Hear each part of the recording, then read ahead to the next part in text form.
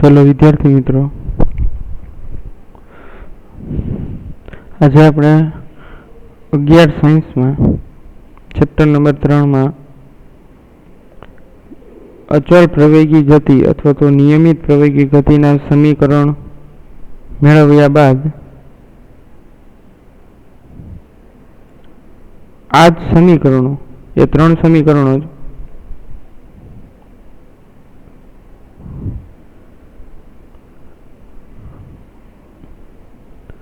આપણે સંકલનની રીતે મેળવવાનો છે। સંકલનની રીતે અચળ પ્રવેગી ગતિના સમીકરણો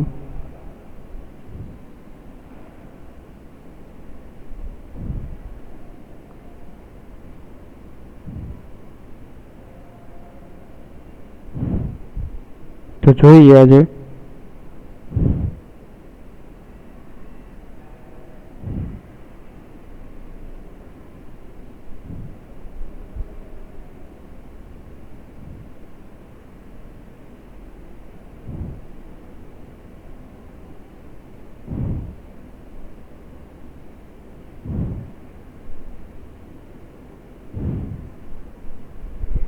अचल प्रवेगी गतिना समीकरण नु पहलू समीकरण मेळववानुं छे आपणे संकलन द्वारा।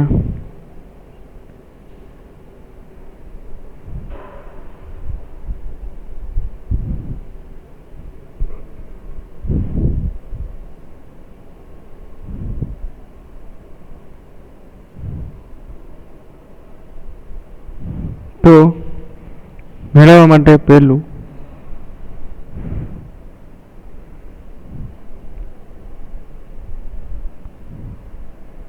v નું સમીકરણ થશે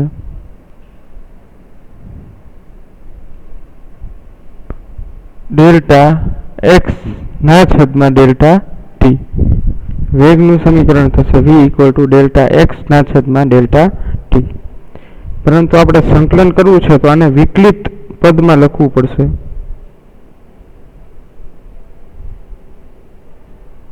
વિકલિત પદમાં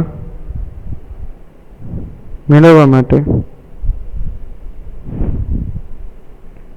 સંકલનમાં મેળવવા માટે વિકલિત પદ જરૂરી છે એટલે dx ના છેદમાં dt v = dx ના છેદમાં dt।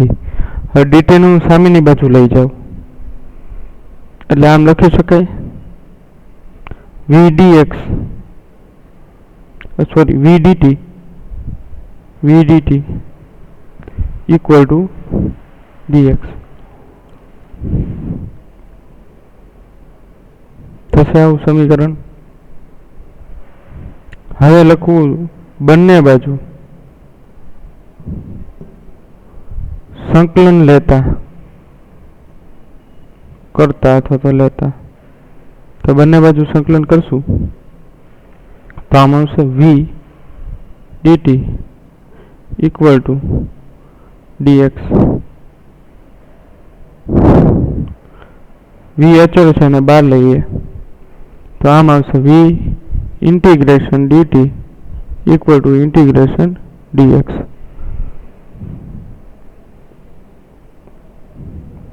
तो અહીંયા થઈ જશે vt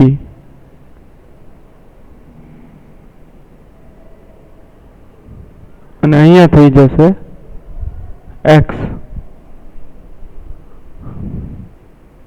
dx નું इंटीग्रेशन x અને dt નું શું થશે t।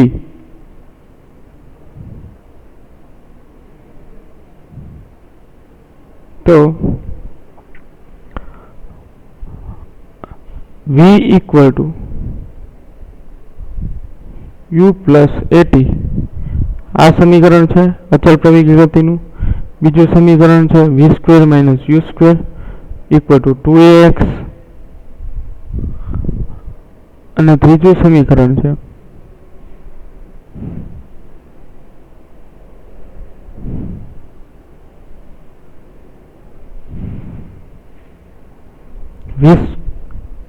સ્થાનાંતર માટે x = u0t એટલે v0t u0t પણ લખી શકો પ્લસ હાફ at²।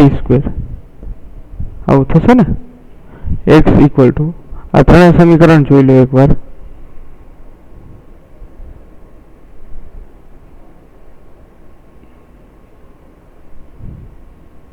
चलो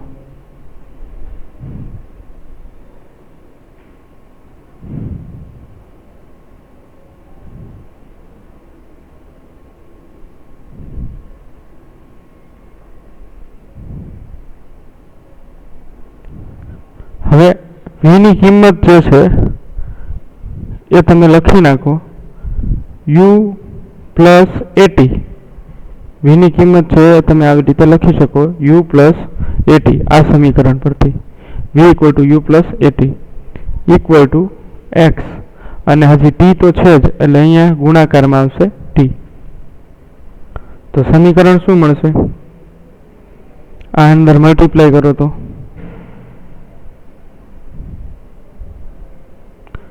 ut plus at square equal to x. આ સમીકરણ મળે. તો આ સ્થાનાંતર માટેના સમીકરણ મળે છે ut મલ્ટીપ્લાય કરો એટલે ut પ્લસ at સ્ક્વેર.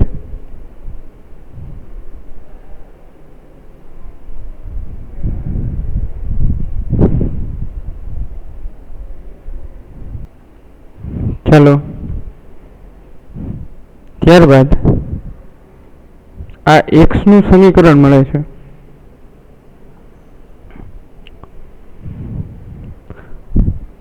પછી તમે આ મેથડથી પણ કલનશાસ્ત્રનો ઉપયોગ કરી શકો છો કે જેથી તમને ડાયરેક્ટ અચળ પ્રવેગી ગતિનું સમીકરણ મળે. જોઈએ a ઇક્વલ ટુ dv ના છેદમાં dt. હવે બંને બાજુ સંકલન કરતા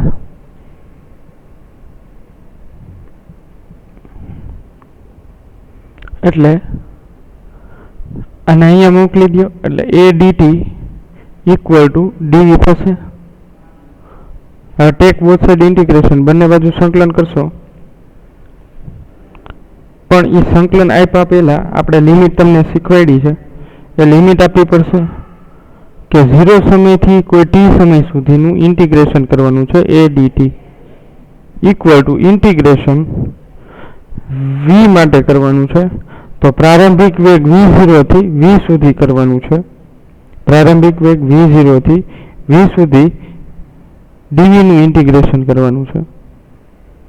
ચલો તો આમાં a અચળ છે બહાર કાઢી લ્યો અને dt નું શું થશે t થશે એટલે 0 થી t થાય એમ ઇક્વલ ટુ v0 થી v સુધી તમારે કરવું છે તો dv નું શું થશે ઓનલી v થશે. તો શું આવશે v0 થી v. તો a upper limit minus lower limit એટલે upper limit t minus lower limit 0 equal to upper limit minus lower limit એટલે શું આવશે v માઇનસ v0. ચલો તો આ શું થઈ ગયું at equal to v minus v0. તો આ સમીકરણ છે જ અચળ પ્રવેગી ગતિનું પેલું સમીકરણ.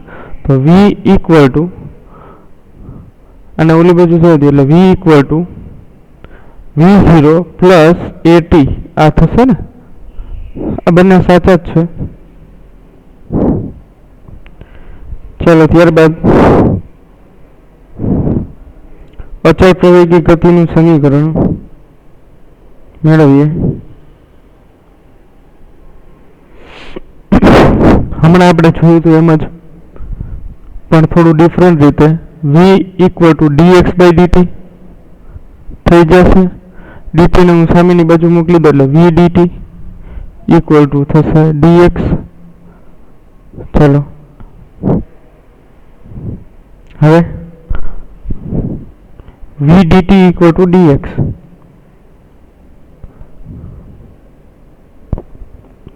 હવે બંને બાજુ સંકલન કરતા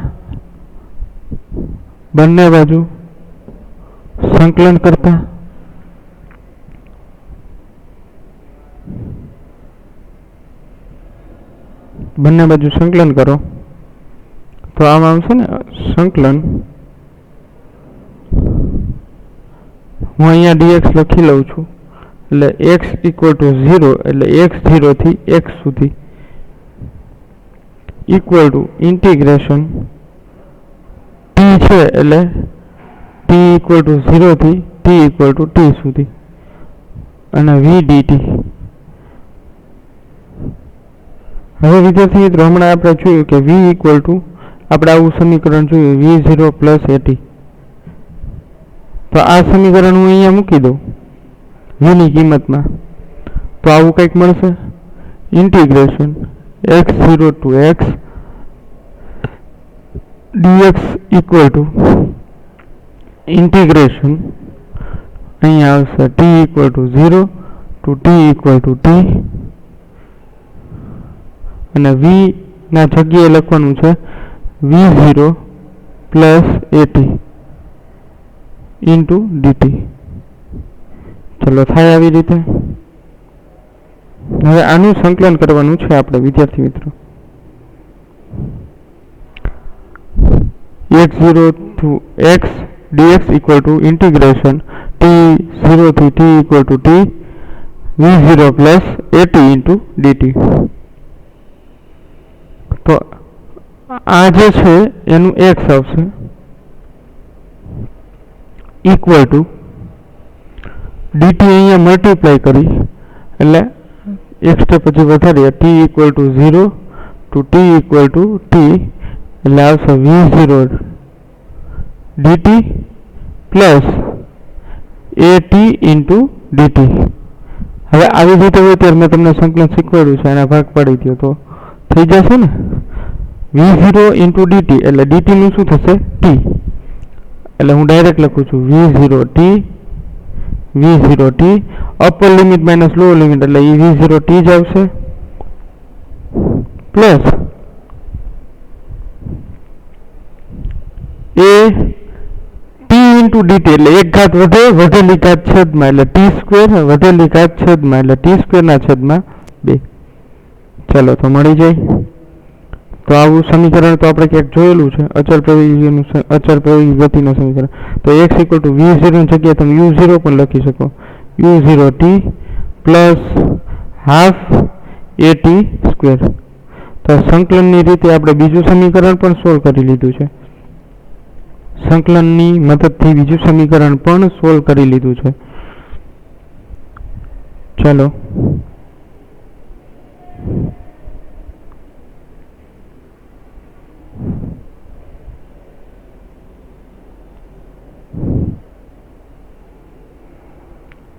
ત્યારબાદ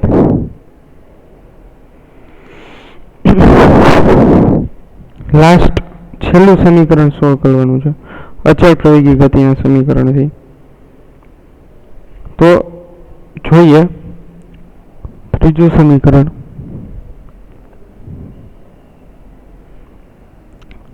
a ઇક્વલ ટુ dv ના છેદમાં dt, a equal to dv ના છેદમાં dt ઇક્વલ ટુ તમે આમ લખી શકો dv ના છેદમાં dx ઇન્ટુ dx ના છેદમાં dt.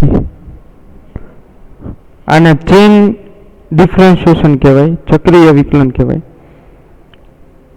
શૃંખલા ચેનમાં છે તો આ એક તમારે ખાલી યાદ રાખવાનું છે બી ગ્રુપ વાળા માટે ખાસ.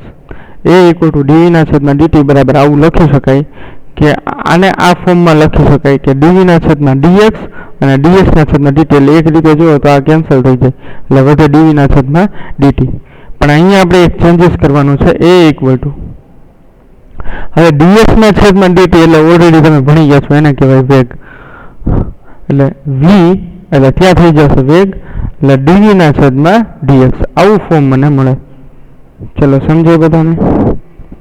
તો a ઇક્વલ ટુ મને શું મળે છે a ઇક્વલ ટુ dv ના છેદમાં dx.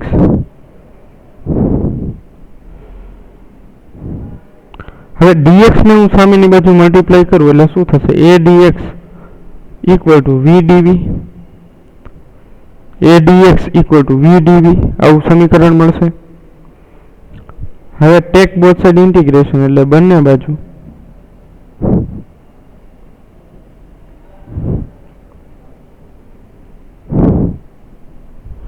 સંકલન કરતા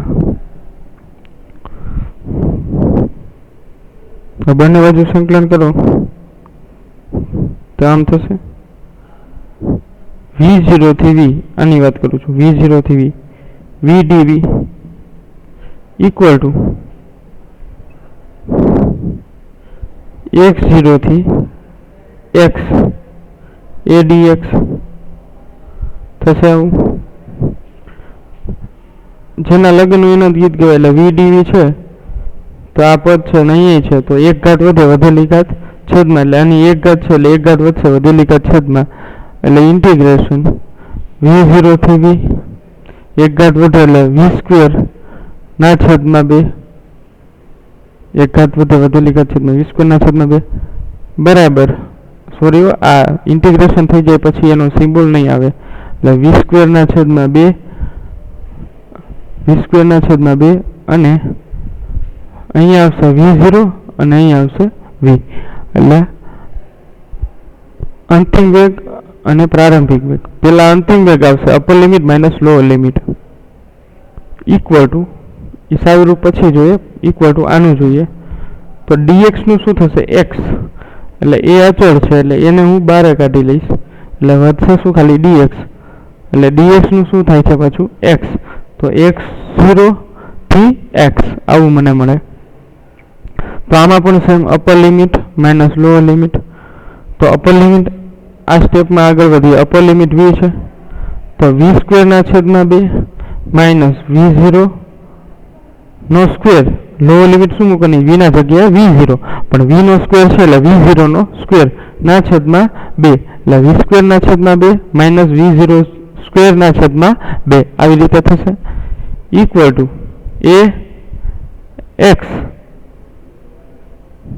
a x આવું થશે ને x માઇનસ x0 એટલે x માઇનસ a x0 તો આમાં સાદુરૂપ આપીએ તો a કોમન તો શું આવશે x માઇનસ x0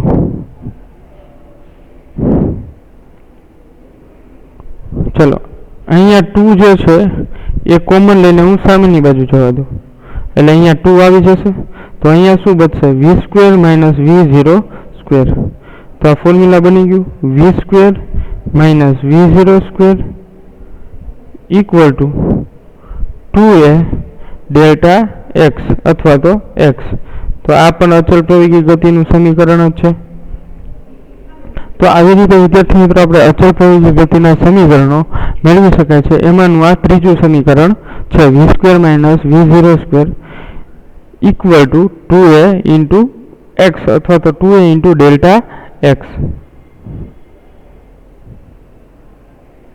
ચાલો તો આપણે પહેલું સમીકરણ બીજું સમીકરણ અને ત્રીજું સમીકરણ સંકલનની રીતે એટલે કે સંકલનને એક બીજું વર્ડ પણ છે સંકલન માટે કે એને કલન શાસ્ત્ર કહેવામાં આવે છે સંકલન છે એનું બીજું નામ છે કલન શાસ્ત્ર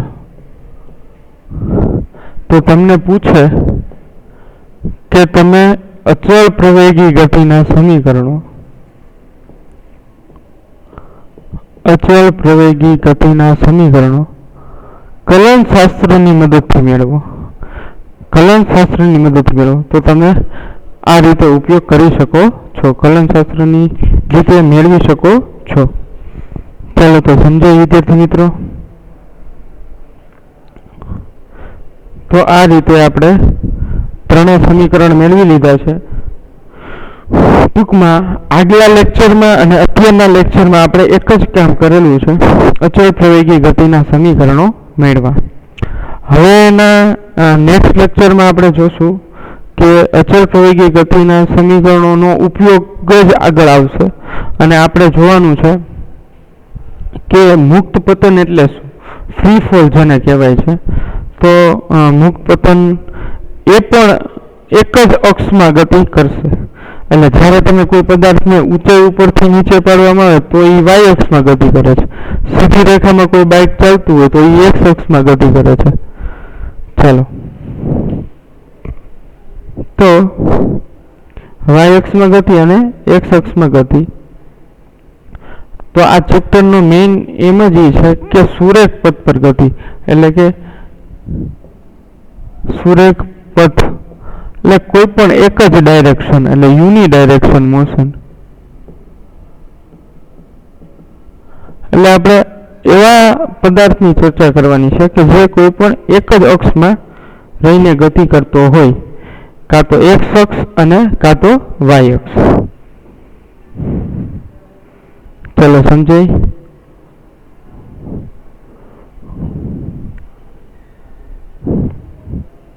વિદ્યાર્થી મિત્રો,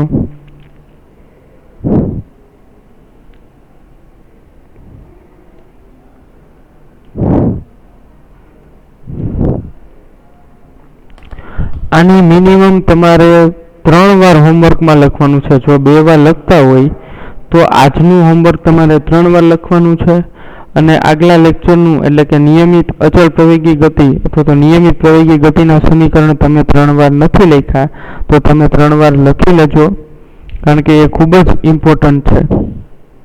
ખાસ યાદ રાખજો, મારી નોટ્સ જે હું કહું છું તમને આ વારંવાર આવશે, અને હું પણ વારંવાર અહીંયા સ્કૂલમાં જ્યારે એક્ઝામ લેવાય ત્યારે પૂછું છું. એટલે ખાસ તમે એ વસ્તુ ક્લિયર રાખજો